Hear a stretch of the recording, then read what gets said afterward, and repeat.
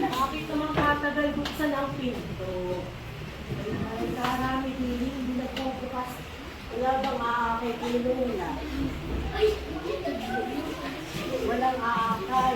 Eh, kaliit mo naman baka hindi mo ako kaya. Saan ako uupo? Wala bang, hindi ba kayo tinuruan ng teacher ninyo? Asa lang sa ganda. Hindi kayo tinuruan ng magandang asal. Walang magmamano kayo na. Ano po? Ano po? Layo naman ang inyong classroom. Ako'y nirarayo manap. Ay, kalayo. O sige, maupo na. At dito mo ka kabanguhin pala. Ang layo ng room. Alala yun si Lola at may rayuma. Hindi na nakaano. Oo. Kaya lang, kapagod si Lola at ang taas ng classroom. Ano ba ang sabi ng inyong guro? May dadating na artista? Anong dadating? Artista! Inaasahan niyo ba ako? Sino ba ako? Lola Basha! Kilala niyo ako? Nabasa niyo sa libro mo? O sige nga, kung kilala si Lola Basha, ano ba si Lola Basha? May nakapagkwento na sa inyo mga nanay kung sino si Lola Basha. O, ikaw iha. Nagkukwento sa mga bata. Napakahusay ng inyong guro at ako inimbitahan. Ako daw ay magkwento ng kwentong pambata. Gusto niyo bang makinig? Tinuruan ba kayo ng inyong guro kung paano ang tamang pakikinig? Susumbong kita kay Ma'am. Pag kami nagkukwento sa unahan. Tinuruan kayo? Paano unang gagawin kapag may nagkukwento sa harap? Susumbong kita kay Ma'am pag di ka pa umalis. Sabihin, ano? Bubuksan Ano ang? ginagawa? Okay. Hawakan mo nga ito para maimampas ko sa inyo. Ano? Bubuksan ang? Tainga. At isasara ang? At dapat ko makipagtutuhan sa mga klase? Hindi po. Pinapawisan ako. Ang layo ng klase. O sige. Basahin mo nga ito.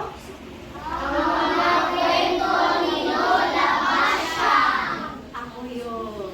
Palakpak mo na ako. Ang kwentong aming babasahin daw ay may kinalaman sa inyong aralin. Ang pamagat ay, basahin mo nga rin at parang hindi ko mabasa. Ano ba rin? Ayan, ito ay tungkol sa Masayang Mag-anak. Ang sumulat ay si Maring Helen Garcia. Magsisimula ng Lola. Masaya ang mag-anak ng Pedro. May dalawa silang anak ng kanyang asawa na si Aling Iska. Ilan nga ang anak?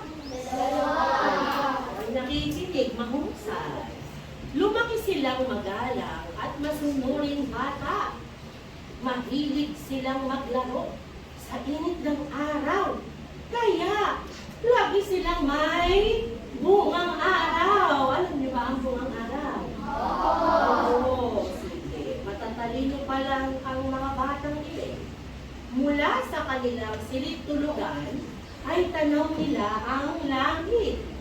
Madalas ay natatanaw nila ang paglabas ng bahaghari. Ano ba yung bahaghari? Rainbow. Matatalino pala ano? Mula sa kanilang silid. May kakaiba silang saya sa tuwing ito ay nakikita. Isang mangingisda, ang pangalan ng mangingisda ay si Mang Pedro. Tubig alat ang lagi niyang kasama araw-araw. Kahit mainit ang sikat ng araw, ay tinitiis niya ito para may maiuwi pagkain sa kanyang pamilya. Lagi niyang ibinibilin sa kanyang kapitbahay ang kanyang mag-ina sa tuwing siya ay pumapalaot. Ano ba yung pumapalaot? Nangingisda. Saan pupunta yung pumapalaot? Sa dagat.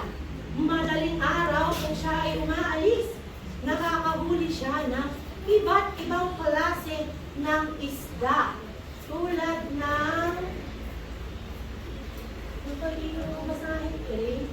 Ano ba ito? Dala. Ano ba ito? Dalagang bukid. Ay, napakasarap ng isdang iyon. Mukha lang goldfish, sapsap, at galunggong. At dyan nagtatapos ang kwento ni Lola Pasha. Ano ba akong bumalik? Pag bumalik ako, hindi na makikita ang inyong guro. Okay lang? Paalam na. Paano yung sasabihin sa akin? Paalam. Sige. Ako may kalalayan. Kahit pala yung